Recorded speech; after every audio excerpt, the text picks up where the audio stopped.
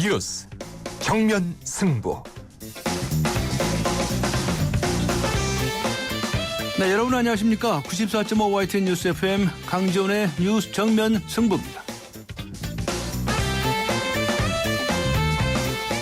네, 이번 주가 국정감사 2주차지죠. 그러면 국회의원들은 국감 준비하는 데만 해도 눈코 뜰 새 없이 바쁠 텐데요. 이 와중에 국회 외교통일위원회 소속 국회의원들이 뮤지컬을 관람했다는 소식이 전해졌습니다. 우리 대사관들이 제대로 일을 하고 있는지 국정감사를 하는 건데 비행기도 공짜로 타고 외국까지 가서 일은 언제 하고 공연까지 챙겨보나 하는 생각을 할 수 있습니다. 당사자들은 중국을 찾은 만큼 중국 문화를 이해할 수 있는 뮤지컬이어서 일부러 시간을 내서 봤다고 합니다. 국감 중에 그것도 해외 국감 중에 국회의원들의 뮤지컬 관람 어떻게 생각하십니까? 네, 오늘 뉴스 정면 승부와 청취자 여러분께 드리는 질문입니다. 해외 국감 중 국회의원들의 뮤지컬 관람 어떻게 생각하십니까?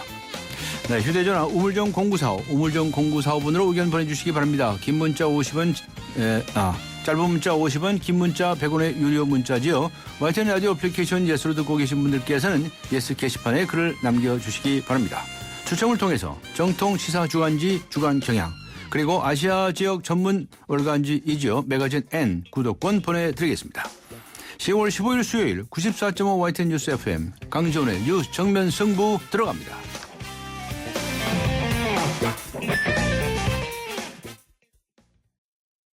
백년의 편지 써보셨나요? 지금의 마음을 영상이나 음성 편지로 보내주시면 정해주신 미래의 날짜에 전해드리겠습니다.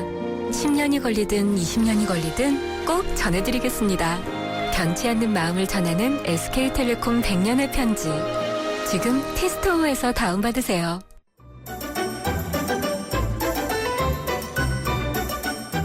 친절한 숙현 씨의 까칠한 뉴스. 네, 친절한 숙현 씨. 시사 컬럼니스트 이숙현 씨 나오셨습니다. 안녕하셨습니까? 네, 안녕하세요. 네, 오늘 정부가 북한의 2차 고위급 접촉을 30일로 제안을 했네요. 네, 그렇습니다. 정부는 남북 제2차 고위급 접촉을요, 오는 30일 판문점에서 개최할 것을 제의했습니다. 정부는 우리 측 수석 대표인 청와대 김규현 국가안보실 1차장 명의로 지난 13일에 대북 전통문을 보냈고요. 이같이 제의한 것으로 오늘 전해졌습니다. 네. 북측은 아직까지 어떤 답변을 보내오지는 않은 것으로 알려졌는데요. 통일부 당국자는 이런 얘기를 했습니다. 그동안 서해안 총격전 등 남북 관계가 굉장히 예민한 상황이었기 때문에 제2 사실을 비공개했다고 말을 했고요. 다만 국방부가 남북 군사회담을 가졌다고 오늘 공개함에 따라서 이 사실을 밝히는 것이라고 설명했습니다. 네. 방금 말씀하신 것처럼 오늘 또 판문점에서는 네. 남북 군사 당국자 회담이 있었어요. 네, 그렇습니다. 김민석 국방부 대변인이 오늘 오후에 브리핑을 가졌는데요. 남북은 오전 10시부터 판문점에서 남북 군사 당국자 접촉을 했다고 확인했고요. 오전 10시부터 오후 3시까지 비공개로 했다고 밝혔습니다. 하지만 내용상에서 양측은 이견차를 보인 것 같습니다. 북측은 민간 차원의 대북 전단을 살포하는 것을 중단하라. 그리고 언론을 포함해서 비방을 중지해라 이렇게 요구한 것으로 전해졌습니다. 여기에 대해서 우리 측은요. 북측이 서해 NLL을 준수해야 되고 자유민주주의의 특성상 민간단체의 풍선 날리기 그리고 언론을 통제할 수 없다는 입장을 표명하면서 이견만 확인하고 헤어진 것으로 전해졌습니다. 네. 국방부에서 공식적으로 브리핑한 것은 오후인데요. 네. 정부가 내내 확인해 줄 수 없다. 이런 입장을 계속 해왔다면서요. 네, 그렇습니다. 오전 내내 오후에 브리핑을 하기 전까지 일절 함구하는 모습이었습니다. 사연은 이렇습니다. 북측이 지난 7일 서해 NLL에서 발생한 사격전과 관련해서요. 긴급 군사당국 접촉을 제의를 했고요. 우리 측이 이에 동의를 했고 또 남북이 서로 비공개로 하기로 합의해서 결국은 함구할 수밖에 없었다. 이런 설명입니다. 사실 오늘 회담은 오늘 오전에 일부 보도로 알려졌고요. 역시 박지원 의원도 이 회담 시간 그리고 장소까지 공개했지만 정부는 오후까지 계속 함구하는 모습이었습니다. 네, 그랬군요. 자, 그다음에 오늘 국정감사 중에 해수부, 해양수사부죠. 그리고 해경 등 이런 기관들에 대해서 감사가 이루어졌는데 네네. 이 세월에 관한 얘기가 많이 나오지 않았습니까? 그렇습니다. 이주영 해수부 장관이 에어포켓 가능성을 두고서 구조한 것에 대해서 사과를 했다면서요. 그렇습니다. 이주영 장관은요. 에어포켓을 전제로 벌인 구조 활동이 결과적으로 무의로 돌아간 것에 대해서 사과한다고 밝혔습니다. 사고 발생 직후부터 이 지푸라기라도 잡는 심정으로 뱃속에 생존자가 있을 가능성을 언급했었다고 밝혔고요. 당시에 SNS 등을 통해서도 이들을 살려내라는 요구가 많이 나오는 상황이어서 이 생존 가능성이 있는 승객 구조에 치중하지 않을 수 없었다고 설명했습니다. 네. 해양경찰청 국정감사에서는 대형 조난사고 훈련을 하지 않은 것에 대해서 아주 질타가 쏟아졌네요. 네, 언뜻 참 이해가 안 되는 대목이긴 합니다. 오늘 국감에 출석한 김석균 해양경찰청장은요. 표류자 중심의 구조에 집중을 하다 보니까 상대적으로 대형 선박의 조난사고에 대비한 훈련이 부족했다고 얘기를 했습니다. 네.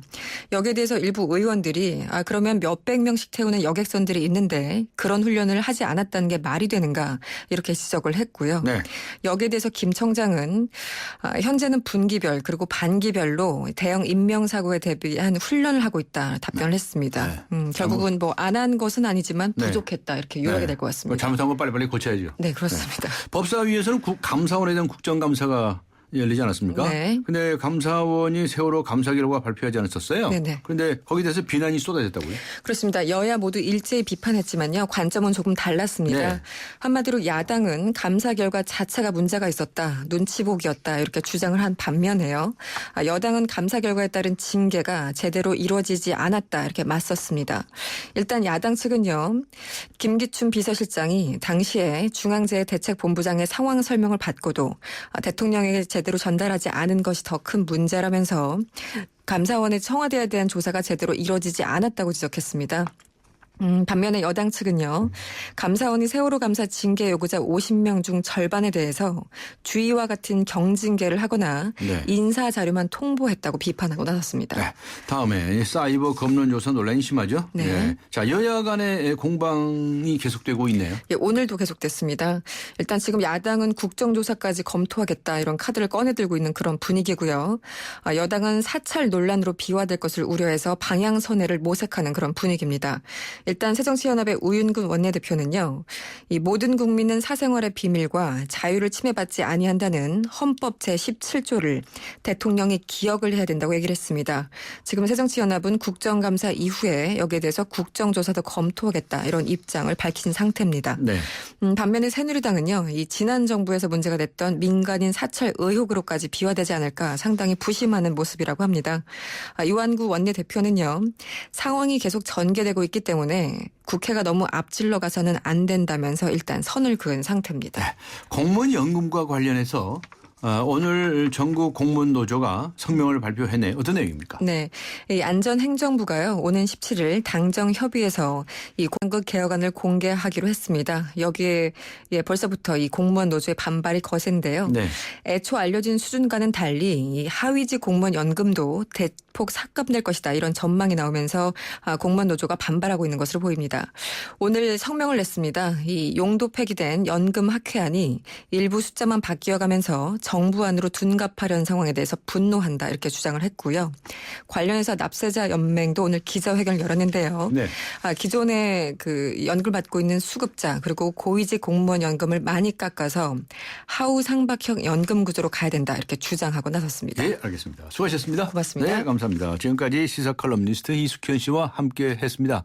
지금 시각은 6시 20분을 가리키고 있는데요. 이 시각 교통 상황 어떤지 알아보죠. 김미란 캐스터입니다.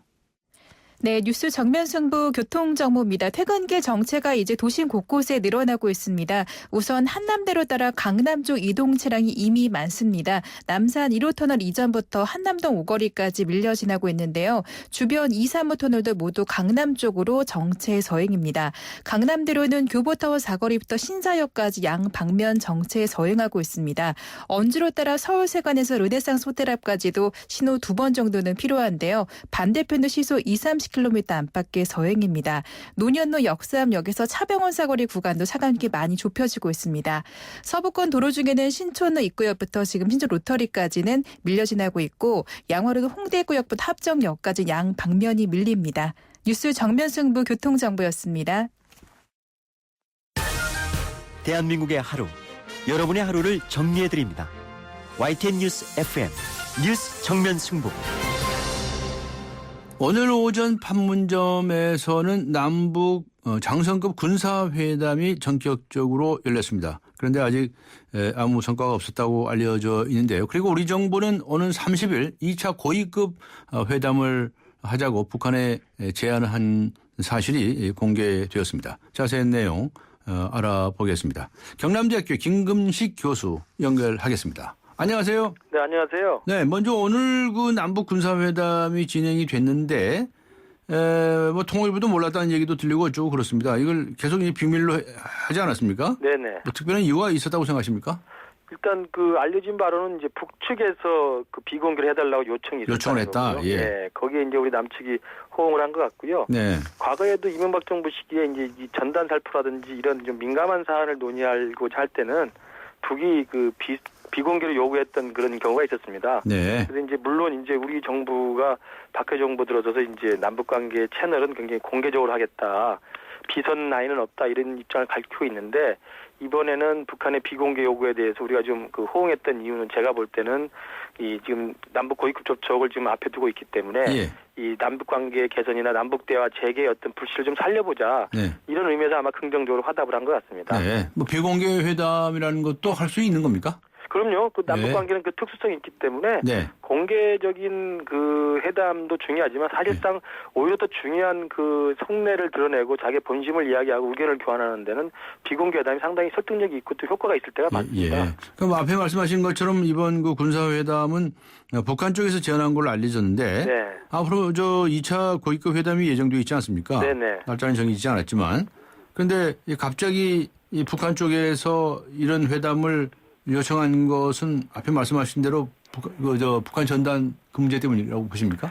지금 정부 측 설명은 지난 NLL 그 총격전 있고 나서 북측에서 연락이 왔다는 거기 때문에요. 예. 아마도 그 지난 10일에 있었던 전단 살포와 관련된기 전에 아마 북측의 요구가 있었던 그 것으로 전에? 보이고요. 예, 예. 아, 예. 그렇기 때문에 이번에 그 북측에서 군사 장사급 회담을 요청했던 것은 지금 지난 그 10월 4일 날 황병서 일행이 남측에 내려와서 네. 남북 관계를 좀 분위기를 좀 호전시키고 그다음에 이제 고위급 접촉을 재개하기로 합의를 했지 않습니까? 예. 그렇다면 남은 건 뭐냐면 이제 실무회담을 통해서 고위급 접촉의 날짜를 중요하는 것도 중요하지만 제일 중요한 건 의제를 뭘로 할 거냐거든요. 예. 그 회담 테이블에 어떤 걸 올려놓느냐의 문제인데 예. 북한은 뭐 금년 들어서 줄곧 계속 정치 군사적인 의제를 좀 논의하자고는 입장이었고 예.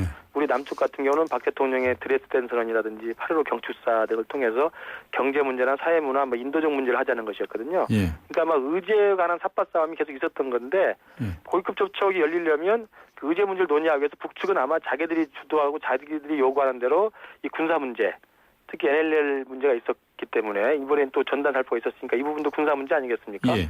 이런 문제들 논의하기 위해서 북측이 먼저 그 회담을 제의해서 사전에 만나서 좀 의견 조율을 하자 이런 의미로 아마 해석이 됩니다. 그러면은 오늘 있었던 그 군사 당국자 회담에서 네.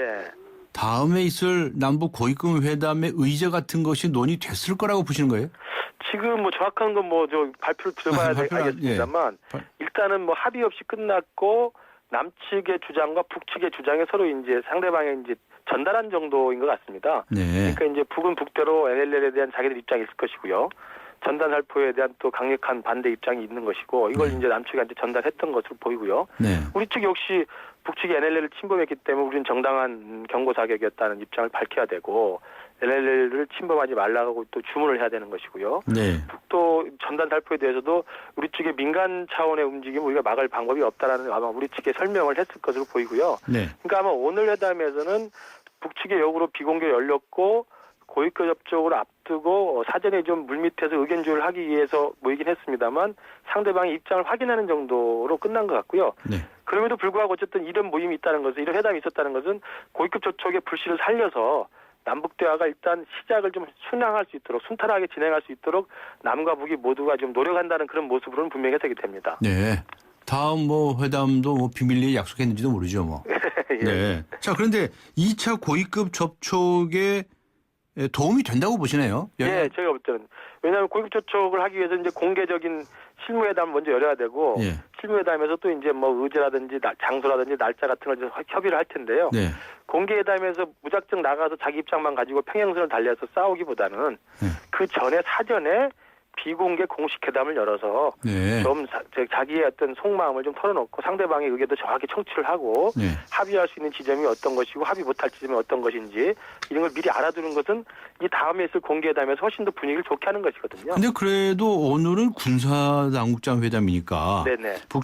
북측에서 김영철 정찰 총국장이 나오지 않았습니까? 네, 단장으로 나왔습니다. 그 사람이 그렇게 고위급 회담을 준비할 만큼 그런 지위에 있나요? 고위급 회담은 이제 지금 지난 2월에 있었던 1차 회담은 북측에서는 이제 원동현 통일전선부 부부장의 단장으로 나왔었고요. 예. 오늘 이제 장성급 회담의 단장으로 나온 김영철 총국장은 이제 군사 부분에 오랫동안 잔뼈가 굵은 사람이고 예. 이 사람은 90년대 이후부터 남북 간의 군사회담에는 아주 계속 북측의 대표로 나왔던 회담 전략 통입니다. 네. 그러니까 아마 제가 볼 때 이제 고위급 접촉은 다른 국방위원회 라인과 통전부 라인에서 하겠지만 예. 제가 아까 말씀드린 것처럼 고위급 접촉이 가장 중요한 게 남과 북 사이의 그 의제 세팅 문제이기 때문에 예.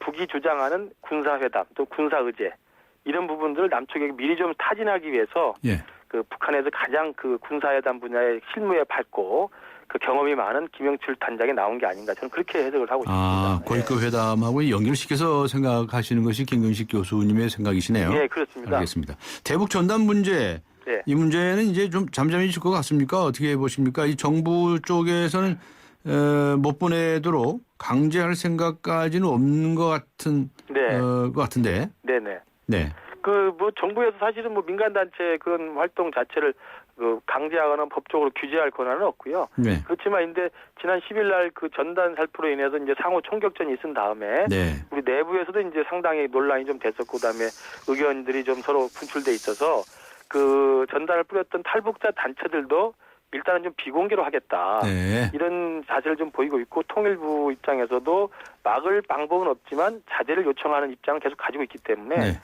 지난번보다는 훨씬 더 조금 더 좀 한 발짝 좀 유연한 입장을 가진 게 아닌가. 네. 저는 그런 의미에서 이것조차도 앞으로 예정된 그 고위급 접촉을 위해서 알겠습니다. 우리 남쪽에서 조금 더 좀 자제심을 발휘한다고 이렇게 평가를 하고 있습니다. 네, 고맙습니다. 수고하셨습니다. 네, 감사합니다. 네, 지금까지 경남대학교의 김근식 교수였습니다. 네, 이번에는 자주국방 네트워크의 신인균 대표 연결해서 군사회담에 관한 자세한 이야기 들어보겠습니다. 안녕하세요. 네, 안녕하세요. 네, 오늘 남북 군사당국자 회담 어떻게 보셨습니까? 네, 서로 합의에 이른 것은 없지만, 예. 비교적 이런 것이 신속하게 이루어졌다는 것이 예. 남과 북이 대화의 장으로 가는 단계가 아닌가 생각이 되고, 네. 다만 저는 사실 지금 북한이 굉장히 위급하고 다급한 어떤 예. 그런 상황이다라는 그런 직감이 듭니다. 네. 그런데 남북 고위급 회담을 우리나라에서 오늘 30일에 하자고 북한에 제안하지 않았습니까? 네. 예. 그렇게 발표가 됐는데 이번 오늘 이 군사 회담이 뒤에 할 고위급 회담하고 연결이 된다고 보십니까? 당연히 연결이 되죠. 왜냐하면 예. 고위급 회담에서 우리 남과 북이 여러 가지 현안 문제를 해결을 할 때 가장 핵심적인 문제가 오이사 조치를 어떻게 할 거냐 네. 그거 아니겠습니까? 네. 오이사 조치를 해제를 하느냐 아니면은 어떤 그 완화를 하느냐에 따라서 남북 간의 교류 협력이 수위가 정해지는 것입니다. 네. 그런데 오이사 조치라는 것이 다 군사적인 문제거든요. 네. 천안함 폭침, 연평도 포격 도발, 박광자시 피살 사건 등 어떤 군사적인 문제이기 때문에 당연히 어떤 고위급 회담 접촉 이전에 군사적인 어느 정도 합의 사항을 가지고 네. 고위급 회담을 하는 것이 맞다 순서라고 봅니다. 네. 비공개로 한 것 점에 대해서는 어떻게 생각하십니까? 저는 그 북한이 예.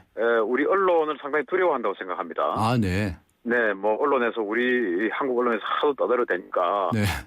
아픈 김정은이 지팡이 짚고 나오기도 하는 것처럼 만약에 언론에게 이것을 우리가 지금 오늘 아침에 고위급 장성촉을 한다라고 나오면은 예를 들어서 어제 하루 종일 이것을 가지고 모든 방송에서 사전 가이드라인을 정해버리죠. 아, 여기까지는 우리가 양보해야 된다, 여기는 하면 안 된다 이런 가이드라인이 언론을 통해서 여론이 형성이 돼버립니다. 그러면은 우리 정부 또는 우리 군 입장에서는 그 여론의 가이드라인을 크게 벗어나는 것이 어차피 이게 그 정치적인 요소가 가미가 되기 때문에 네.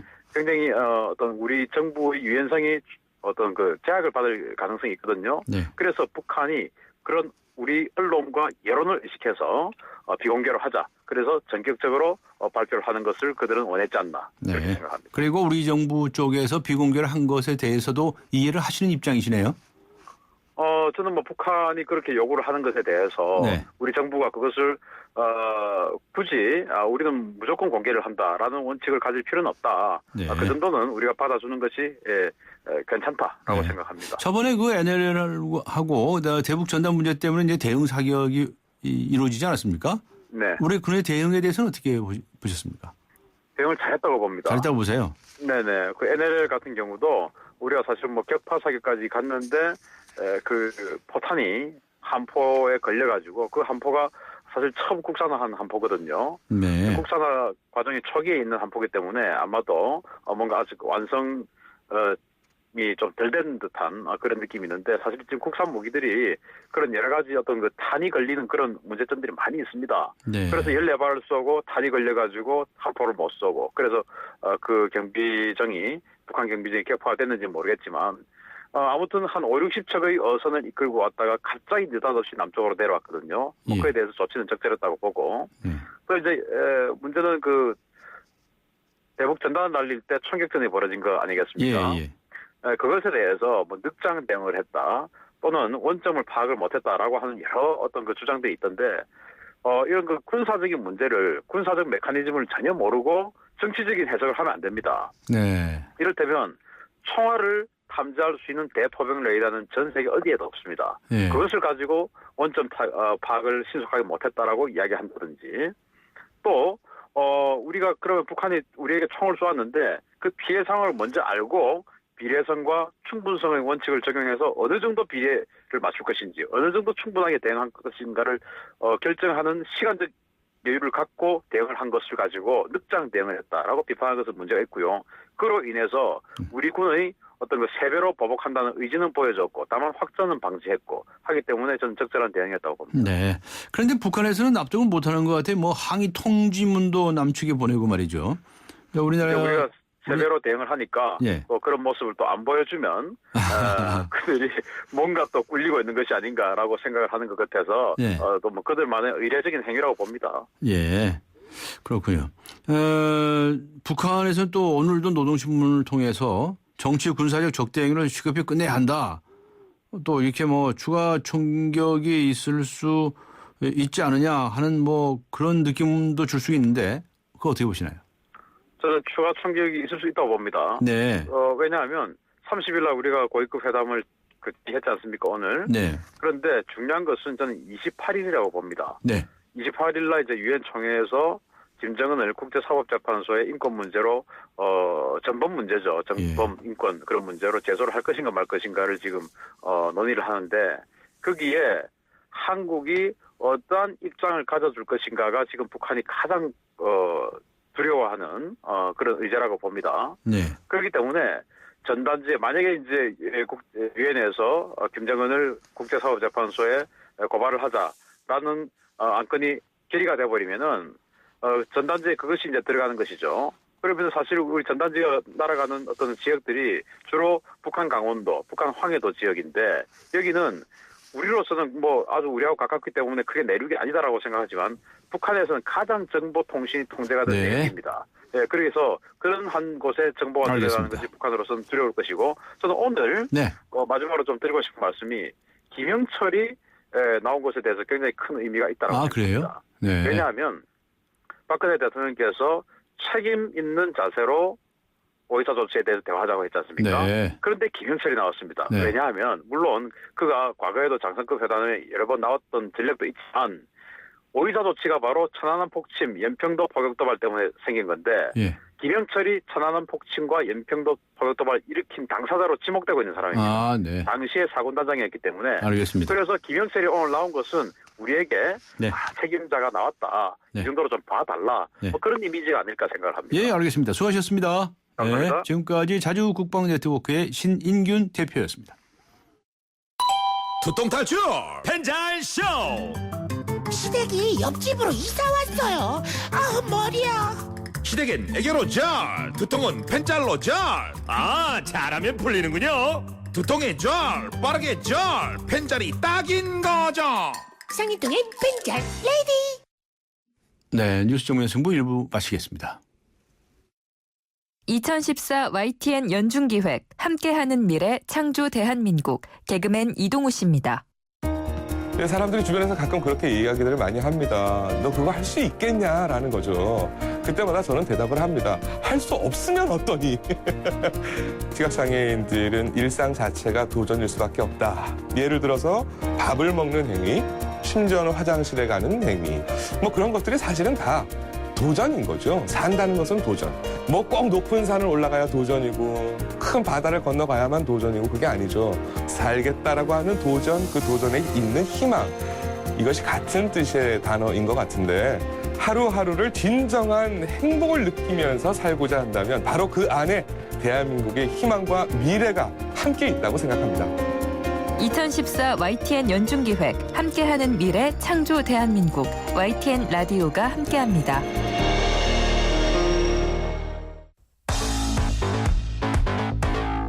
강지원의 뉴스 정면 승부. 네, 해외 국감 중 국회의원들의 뮤지컬 관람 어떻게 생각하십니까? 라고 하는 질문 드리고 있습니다. 많은 분들께서 의견 보내주시기 바랍니다. 강지원의 뉴스 정면 승부 2부 들어갑니다. 의정부의 금강 펜테리움 센트럴파크에 새바람이 불어옵니다. 도봉선역까지 연결되는 BRT 개통 예정, 수변공원, 천보산의 푸른 자연과 전세대 4베이, 판상형 설계로 공간의 여유까지. 10월에 찾아옵니다. 밀라기지구 금강 펜테리움 센트럴파크. 문의 1899-7566. 안녕하세요. 금난세입니다. 자녀 성장에 있어 환경보다 중요한 게 있을까요? 서울대를 품은 신도시에서 아이들의 꿈을 키워주세요. 유학가자 10월 시흥대곳 한라비발디 캠퍼스. 서울대 시흥 캠퍼스 조성 예정. 문의 1688-2600 한라. 네, 세월호 참사 5개월 만이죠. 오늘 국회에서 해양수산부, 해양경찰청, 한국해운조합 등에 대한 국정감사가 있었습니다. 여야가 한 목소리로 질타를 했는데요. 여당 원내 지도부는 오늘 오전에 세월호 유가족을 만나서 세월호 특별법과 관련해서 면담도 가졌다고 합니다. 이달 말에 여야가 합의한 대로 세월호 특별법이 처리될 수 있을지 궁금합니다. 어제는 새누리당의 김재원 원내수석 부대표 입장 들어보았는데요. 오늘은 새정치민주연합의 안규백 원내수석 부대표 입장 들어보겠습니다. 안녕하세요. 네, 안녕하세요. 안규백입니다. 네, TF팀 구성하기로 했죠? 예, 그렇습니다. 네, 다 구성하셨나요? 아직 구성이 알려지지는 않았습니다만은 네. 지금까지 구성이 알려진 TF는 그 제일 핵심적인 세월호법 TF로서 정책의장이 지금 맡고 있는 그 백재현 의원님과 네. 협상의 계속성을 위해서 전해철 의원님께서 아마 참여하십니다. 네. 정부조직법 TF는 그 전문성과 또 저에서 운영에 정부 조직 운영에 참여하신 분을 모시고 네. 하고자 합니다. 네. 그리고 또 일명 그 유병헌법 있지 않습니까? 네. 요거는 아마 소관 상임위가 상임위에서 예, 법사이기 때문에 네. 전현직 법사위원들과 유수자 출신들 좀 모시고서 하려고 이렇게 지금 금병간 구성을 완료할 그럴 계획을 갖고 있습니다. 알겠습니다. 예. 아무래도 이 세 법안 중에서 세월호 특별법이 가장 큰 쟁점이 되지 않는가 싶은데요. 예. 이 특별검사 후보군 추천에 예. 유족들이 참여하겠다 이런 거 아니겠습니까? 그렇습니다. 그러니까 예, 오늘 예. 새누리당의 원내 지도부가 유족들을 만났다면서요? 예, 그렇습니다. 예. 김재룡 의원 말에 의하면 뭐 컵라면도 끓여주고 화기애애했다고 하는데요. 어떻게 보셨나요? 저는 그 진정성이 네. 계속 이어져 가기를 저는 바라고 있습니다. 네. 제가 오늘 이 계룡대 대전 계룡대에서 근무를 오늘 국감을 했기 때문에 네. 구체적 내용은 제가 잘 모릅니다만은 어제 이항구 대표께서 그 말씀을 보면은 상당히 그 진정성을 느낄 수가 있었고 네. 저희들이 그 부분에 대해서 많이 그 이해를 했습니다. 그래서 네. 충분한 유가족과 소통을 하고 네. 그에 대해서 최대한 의사를 반영하겠다 이렇게 지금 말씀한 걸로 제가 알고 있습니다. 네. 어제 저희 이 프로에서 김재훈 부대표 연결을 했었는데요. 예. 직접 특검 후보자 명단을 들고 유족들까지 직접 만날 의향이 있다 이렇게까지 밝히더라고요. 예. 지금 이 상태에서 새정치민주연합의 입장은 어떤 것입니까? 저희들도 그런 생각을 갖고 있습니다. 적극적으로 유족들한테 이해와 설득을 구하고 유족들 입장에서 이 특별법이 유족이 참여하는 그런 가운데서 이 특별법이 이루어지기를 소망하고 있습니다. 네. 직접 참여는 하지 않더라도 의도 향을 충분히 반영하겠다라는 것이 이제 여당의 입장인데 예. 야당에서도 같은 입장이시네요. 야당은 약간 좀 다르죠. 예. 유족의 그 마음을 헤아려 가지고 예. 유족들이 같이 참여하는 이런 그 모습을 좀 띄었으면 좋겠다 하는 이런 생각을 갖고 있습니다. 회의석상에 동시에 나와야 된다. 예. 네. 예. 알겠습니다. 어쨌든 간에 지금 세월호 국감이 지금 진행이 되고 있습니다. 예. 진상규명, 처벌 문책 이것에 대해서 여러 가지 질의들이 나오고 있는데 예. 지금 법적 책임을 진 사람은 해경 차장 한 사람이죠. 그렇습니다. 높은 사람. 예. 고위층. 예. 예. 근데 나머지는 모두 면죄부를 받은 게 아니냐라고는 지적들이 나오고 있는데 어떻게 보시나요? 이게 지금 아직 유배헌법이 아직 지금 제정이 안 됐고 진행되기 때문에 네. 아직 그런 단계는 아니고 저희들이 이 부분에 대해서 계속 문제를 제기하고 저희 당에서는 하해나 그런 생각을 갖고 있습니다. 예. 네. 그다음에 내일로 출석을 요구한 그 이준석 선장 등 선원들은 6명 예. 출석 못하겠다고 통보를 해왔다고요?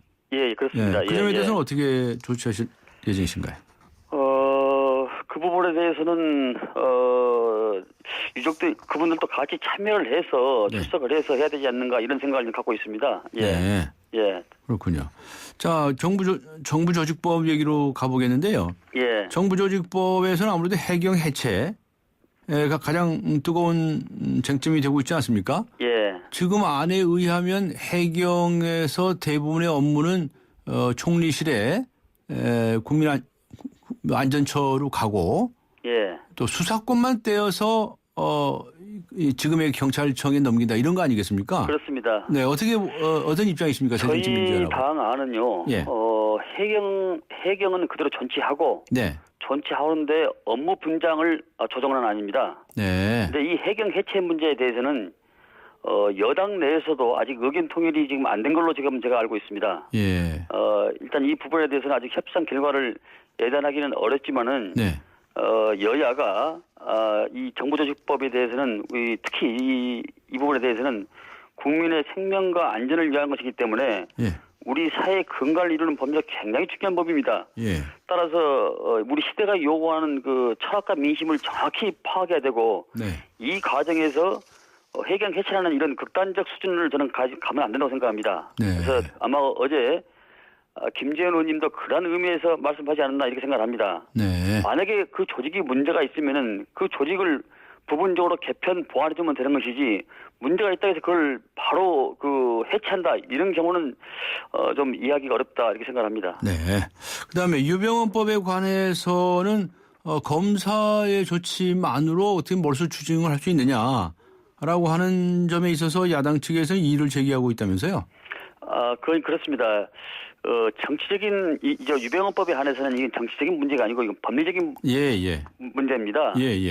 우리 새정치연합에서는 유병헌법의 근본적인 취지는 동의합니다. 그러니까 범죄 수익을 끝까지 추적한다라는 것은 제 동의를 하고요. 하지만 저희 그 당뿐만 아니라 국회 법사위, 법조계 여러 분야의 비슷한 그 분야 사람들이 이 문제를 제기하고 있는데 이 문제는 그 법리적 문제가 아니고 다른 오해가 없으면 좋겠습니다. 간단히 말씀드리면은 아무것도 모르고 범죄 수익을 취득한 제3자의 일반 재산도 취중할 수 있느냐라는 것이 법조계의 시각입니다.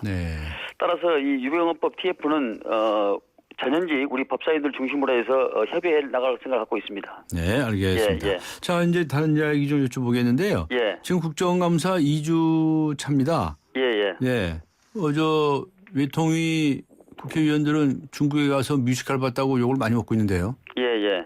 그 국회에서 지금 야당이 준비가 부족한 게 아니냐 하는 그런 얘기도 나오고 있습니다. 어떻게 보십니까? 야당의 준비가 아니고 부족한 게 아니고요. 예. 자료 비제출, 네. 증인 불출석, 그다음에 장관의 그 산하기관에 대한 일방적 지시, 이런 고질적인 이 세 가지 문제가 비협조로 지금 나오기 때문에 예. 상당히 야당으로서는 제한적인 요소가 많습니다. 네. 함에도 불구하고 유기적으로 상임위에서 유기적으로 저희들은 최선을 다하고 있다는 것을 말씀드립니다. 네. 안 의원님께서는 안규백 의원님께서는 국방위 소속이시죠? 그렇습니다. 네, 국방위 소속이시니까 한두 가지 여쭤보겠는데요. 예. 오늘 군사회담이 있지 않았습니까? 예. 네, 어떻게 보셨습니까? 군사회담은 저는 이렇게 생각을 합니다. 아무런 지금 오늘 그 성과가 없이 끝났다고 이렇게 지금 밝혀가고 있는데요. 예. 이게 지금 나온 지가 7일이 됐습니다. 7일이 북한이 우리 측에 요구한 지가. 예. 아무리 북한이 이 비공개를 요구했다거나 예. 지난 8일째 우리 쪽에 저론통신문을 통해서 군사회담을 제의했다는 점에서 정부가 너무 비밀주의에 가는 것 아니냐. 예. 그리고 이 남북 문제는 박 대통령이 밝힌 대로 투명하게 논의되고 거기서 국민적 공감대를 형성하고 지지를 얻었다고 생각합니다. 네. 그래서 일단 만나는 그 자체가 굉장히 긍정적이고 네. 이 자체가 회담의 시작이고 남북 관계 개선의 긍정적 신호다 이렇게 생각을 합니다. 네. 혹시나 오늘 있었던 것은 군사회담인데요. 군사당국자 회담인데. 네. 지금 이 정부 간의 고위급 회담이 예정돼 있지 않습니까? 예. 예. 거기에 영향을 미칠 거라고 보시나요? 당연히 미치죠. 네. 이게 지금 이게 우리가 정책 실장이면 삼성 장군급입니다. 예.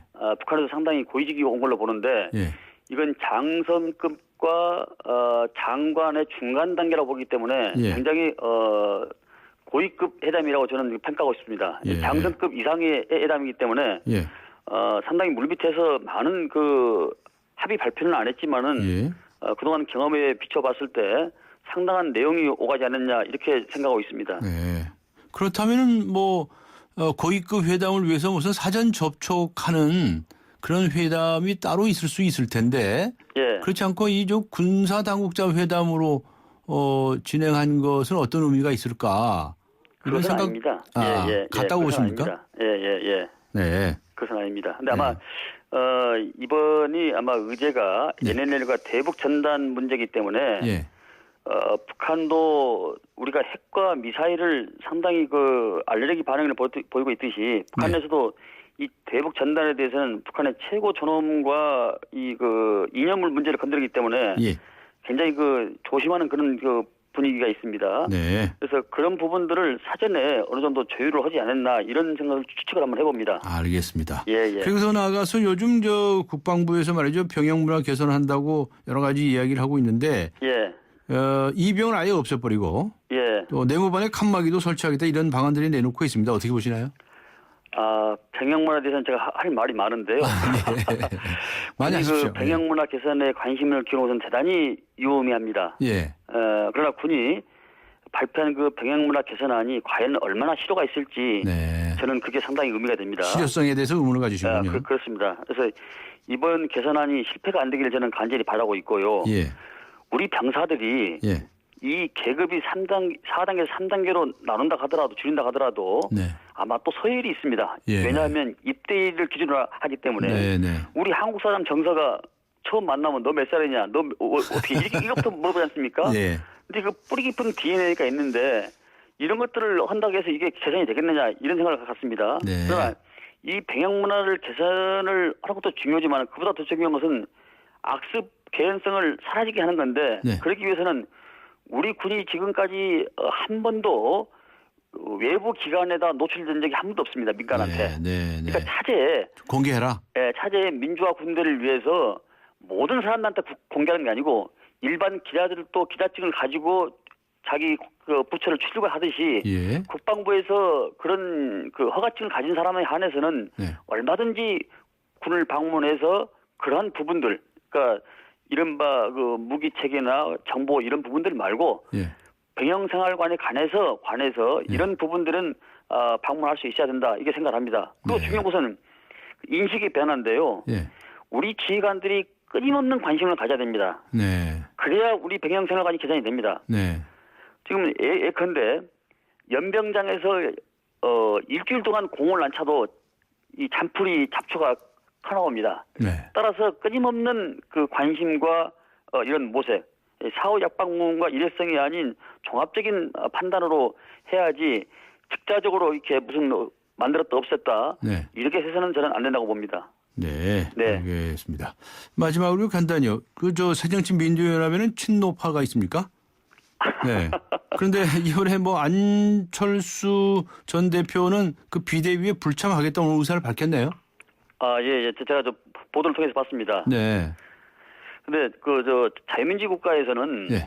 사람이 친소 관계에 의해서 네. 저는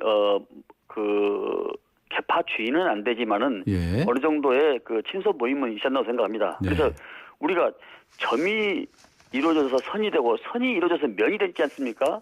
근데 이것은 이제 개파하고 개파주의는 다른데요. 네. 친소 관계는 저는 있었다고 생각하고 있습니다. 네. 예. 그래서 어떻다는 말씀이십니까? 그래서 이제 안철수 대표께서 네. 그 비대위에 참여를 않겠다라고 말씀을 하신 그 부분에 대해서 지금 말씀을 물어보셨잖아요. 예.